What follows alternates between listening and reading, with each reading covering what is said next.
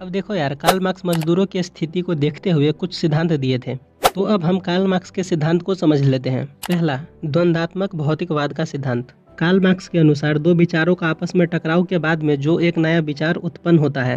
क्योंकि देखो यार, कार्ल मार्क्स का कहना था कि पुराने पुराने विचारों को एक जगह पर मिलाओ और एक नया विचार उत्पन्न करो और उस नए विचार के तहत काम करो। दूसरा, वर्ग संघर्ष का सिद्धांत। कार्ल मार्क्स के अनुसार समाज का विकास वर्गों के आपसी तालमेल का सहयोग तथा शांतिपूर्वक आधार पर नहीं होता है। समाज में सभी परिवर्तन संघर्ष के आधार पर होते हैं और इससे समाज का विकास होता है। क्योंकि देखो यार, कार्ल मार्क्स का कहना था कि समाज का विकास शांतिपूर्वक नहीं होगा, इसके लिए हमें संघर्ष करना पड़ेगा। तीसरा, इतिहास की भौतिकवादी व्यवस्था। कार्ल मार्क्स ने ऐतिहासिक सिद्धांत में उन शक्तियों को स्पष्ट किया है जो वास्तव में इतिहास की घटनाओं का संचालन करती है।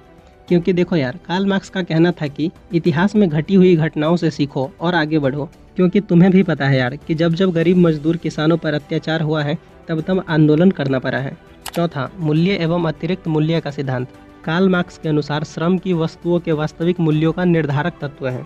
क्योंकि देखो यार, कार्ल मार्क्स का कहना था कि अगर कोई भी वस्तु मजदूर बनाते हैं तो उसके पैसों पर सबसे ज़्यादा अधिकार मजदूर का होता है, क्योंकि मजदूर ने अपनी मेहनत से वो वस्तु बनाई है। और पांचवा, राज्यहीन व वर्गहीन समाज की स्थापना।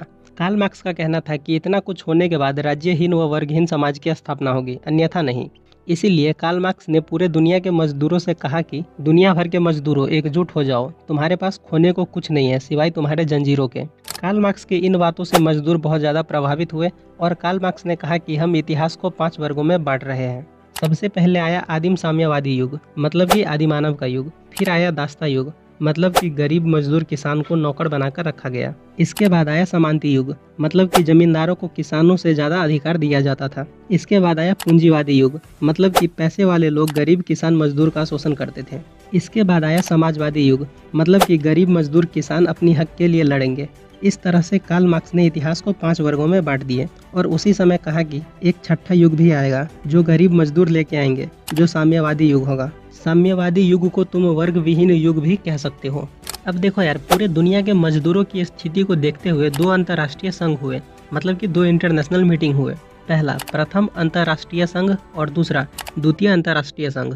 तो सबसे पहले हम समझते हैं प्रथम अंतर्राष्ट्रीय संघ को। तो प्रथम अंतर्राष्ट्रीय संघ 1864 ईस्वी में हुआ था, जिसका पूरा श्रेय कार्ल मार्क्स को जाता है। प्रथम अंतर्राष्ट्रीय संघ समाजवादी आंदोलन के इतिहास की सबसे अधिक महत्वपूर्ण घटना थी, क्योंकि इस संघ में कार्ल मार्क्स ने मजदूरों से कहा था कि आप अपनी मुक्ति खुद ही अपने प्रयासों के द्वारा प्राप्त कर सकते हैं।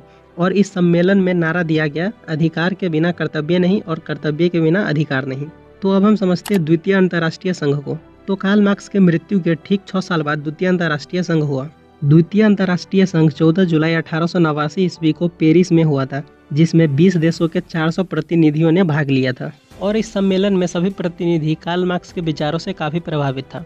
इसीलिए सभी ने मिलकर एक निर्णय लिया कि प्रत्येक साल मजदूर वर्ग को एकता दिवस के रूप में मनाया जाएगा और 1 मई 1890 ईस्वी से लेकर अब तक 1 मई को मजदूर दिवस मनाया जाता है। द्वितीय अंतर्राष्ट्रीय संघ में मजदूरों से ये भी कहा गया था कि अगर आपको अधिकार चाहिए तो इसके लिए आंदोलन करना पड़ेगा। क्योंकि देखो यार, अगर कोई भी चीज़ हक से नहीं मिल रही है तो उसे छीनना पड़ता है। तो अब देखो यार, इस सम्मेलन के बाद सबसे पहले रूस में क्रांति हुई, जिसे रूसी क्रांति कहा जाता है। तो अब हम समझते हैं रूसी क्रांति को।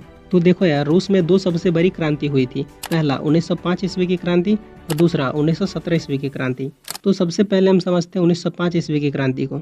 तो देखो यार, जब रूस में क्रांति हुई थी उस समय मजदूरों की स्थिति काफ़ी दयनीय थी और उस समय रूस का राजा जार निकोलस द्वितीय था।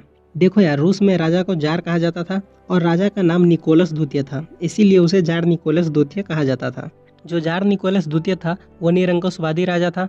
ये भी जनता के लिए कुछ नहीं कर रहे थे, उल्टा ये जनता से बहुत ज़्यादा टैक्स लेते थे और रूस की पूरी जनता इससे परेशान हो चुकी थी। लेकिन 1905 ईस्वी में रूस और जापान के बीच युद्ध हुआ था। उस युद्ध में रूस बुरी तरह से हार जाता है। इस हार के कारण 1905 ईस्वी में रूस में क्रांति हो गई। 9 जनवरी 1905 ईस्वी को लोगों ने रोटी दो का नारा लगाते हुए सड़कों पर प्रदर्शन करते हुए सेंट पीटर्सबर्ग महल की ओर जा रहे थे। सेंट पीटर्सबर्ग राजा के महल का नाम था।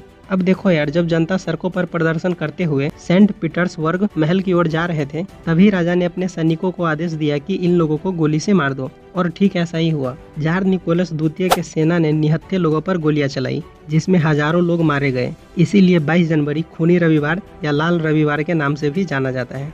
अब देखो यार, यहाँ पर तुम्हारे दिमाग में एक सवाल आ रहा होगा कि आंदोलन तो 9 जनवरी को हुआ था, लेकिन 22 जनवरी को खूनी रविवार क्यों कहा जाता है? तो इसे समझने के लिए तुम्हें ये समझना पड़ेगा कि कैलेंडर कितने प्रकार के होते हैं। हाँ, वही कैलेंडर जिसमें तुम तारीख देखते हो कि त्योहार कब आएगा, जिससे तुम्हें पढ़ना न पड़े।